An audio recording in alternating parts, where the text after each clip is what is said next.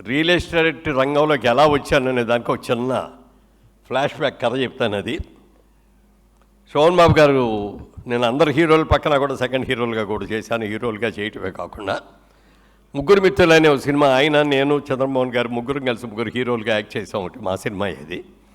అది చేసేటప్పుడు ఒక రోజున శోభన్ బాబు గారు అడిగారు, మురళీమోహన్ గారు మీ సేవింగ్స్ అన్ని ఎక్కడ ఇన్వెస్ట్ చేస్తున్నారు అని. సార్ నేను ఒక బిజినెస్ మ్యాన్ అండి, నాకు బిజినెస్ అంటే చాలా ఇష్టం.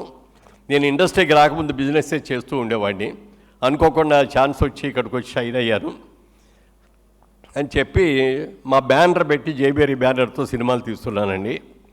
అలాగే కొన్ని నచ్చిన సినిమాలు కొనుక్కుంటున్నానండి జిల్లా వారీగా. ఈ రెండు కాకుండా 2 డిస్ట్రిబ్యూటింగ్ కంపెనీలో షేర్ హోల్డర్గా చేరానండి అన్న. అప్పుడు ఆయన అన్నాడు, మొదటి 2 బాగానే ఉన్నాయి, సినిమాలు మంచివి తీస్తున్నారు, మీకు నచ్చిన సినిమాలు కొనుక్కుంటున్నారు, ఈ 2 బాగానే ఉన్నాయి, కానీ మూడోది మీరు చెప్పింది మాత్రం మంచిది కాదు అన్నారు. అదేమిటండి అన్న. ఏమండి, ఎవరో కష్టపడి సంపాదించి మీకు లాభాలు పంచిపెడతారని మీరు అనుకుంటే అంతకంటే తెలుగు తక్కువ ఉండదండి అన్నాడు. అవి అలా కాదండి, నాకు చాలా మంచివాళ్ళు అండి, అలాంటి పొరపాటు కూడా జరగదండి అన్నా నేను. కానీ ఆయన ఆ రోజున ఏ నోటుతో అన్నారో కానీ సంవత్సరం తిరిగేటప్పటికి ఆ 2 కంపెనీలు కూడా మూతపడిపోయినాయి. ఓ కంపెనీలో పెట్టిన పెట్టుబడి పోవటమే కాకుండా రెండో కంపెనీలో నా డబ్బులు పోవటమే కాకుండా వాళ్ళు చేసిన అప్పులన్నీ కూడా నా మీద పడినాయి. అవి నేనే ఇవ్వాల్సి వచ్చింది, అందులో పార్ట్నర్గా ఉన్నాను కాబట్టి. వాళ్ళని ఏదో రిక్వెస్ట్ చేసుకొని, బాబు వడ్డీలు లేకుండా 50% ఇస్తానని చెప్పి వాళ్ళకి అప్పుడు దాకా నేను సంపాదించిందంతా ఇచ్చి సరిపెట్టాను. ఆ తర్వాత శోభన్ బాబు గారి దగ్గరికి వెళ్ళి అన్న, ఏమండి ఆ రోజున మీరు చెప్పిన మాట నిజమైందండి, మరి ఏం చేయాలో తెలియట్లేదు, మరి నాకంటే మీరు చాలా పెద్ద హీరో కదా, నాకంటే మీరు చాలా ఎక్కువ రెమ్యూనరేషన్ తీసుకుంటారు, చాలా సినిమాలు చేస్తున్నారు, మీరు ఎక్కడ ఇన్వెస్ట్ చేస్తున్నారండి అన్నాడు. నేను చిన్న సలహా చెప్తాను విను బాబు అని. ఈ ప్రపంచంలో ఉన్నది సముద్రం ఎక్కువ, 3 వంతులు సముద్రమే ఉంది, ఒక్క వంతు మాత్రమే భూమి ఉంది. ప్రపంచం యావత్తుగా చూసుకుంటే రోజు రోజుకి కూడా జనాభా విపరీతంగా పెరిగిపోతున్నారు. రాబోయే రోజుల్లో ఈ పెరిగే జనాభాకి ల్యాండ్ కావాలంటే చాలా తక్కువ దొరుకుతుంది. రాబోయే రోజుల్లో ల్యాండ్కి విపరీతమైన డిమాండ్ వస్తుంది. కాబట్టి నేను సంపాదించిన ప్రతి రూపాయి కూడా ల్యాండ్ మీద ఇన్వెస్ట్ చేస్తానని చెప్పి ఆయన ఇన్వెస్ట్ చేశారు. నాకు అది చాలా బాగా నచ్చింది.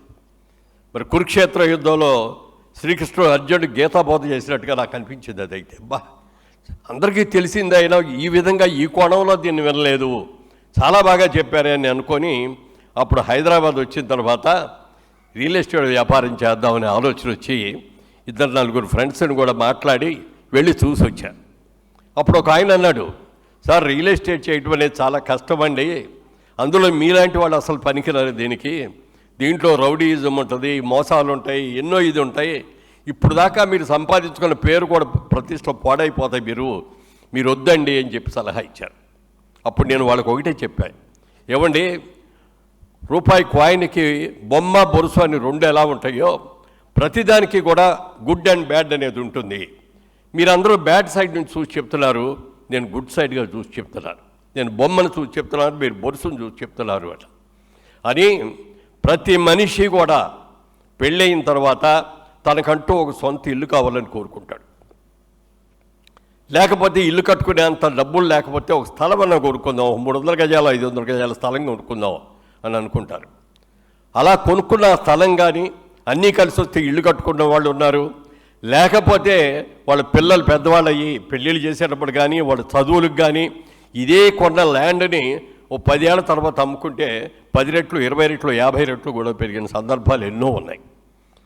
ఇది అన్ని రకాలుగా మంచిదండి. ప్రతి ఒక్కడు కూడా కలగనేటటువంటి ఒక మంచి వ్యాపారంగా ఇది నేను భావిస్తున్నాను. ఈ కళ నేను నీతిగా నిజాయితీగా చేస్తానండి, ఎక్కడ కూడా తప్పనేది జరగనివ్వను. క్లియర్ ల్యాండ్స్ మాత్రమే నేను కొనుక్కొని వ్యాపారం చేస్తాను. నా దగ్గరకు వచ్చి వెళ్ళిన ఏ కస్టమర్ అయినా సరే ఫలానా మురళీమోహన్లో జైబేరియాలో కొన్నాం, మేము నష్టపోయాము అనే మాట రావడానికి లేదు, దానికి నేను కట్టుబడి ఉంటానండి అని చెప్పి అన్నాను. ఆ రోజు నుంచి ఈ రోజు వరకు కూడా అదే కట్టుబడి ఉన్నాను. ఎక్కడ ఒక్క కంప్లైంట్ అనేది లేకుండా 30 సంవత్సరాలుగా ఈ వ్యాపారం చేస్తున్నాను. Sun international Vijaya Bheri bachelor of hotel management లో university first rank, second rank, third rank. BSc food and nutrition లో university first rank, second rank, third rank. బీబీఏలో university second rank, third rank సాధించడం కేవలం సన్ ఇంటర్నేషనల్ విద్యార్థులకే సాధ్యం. Sun international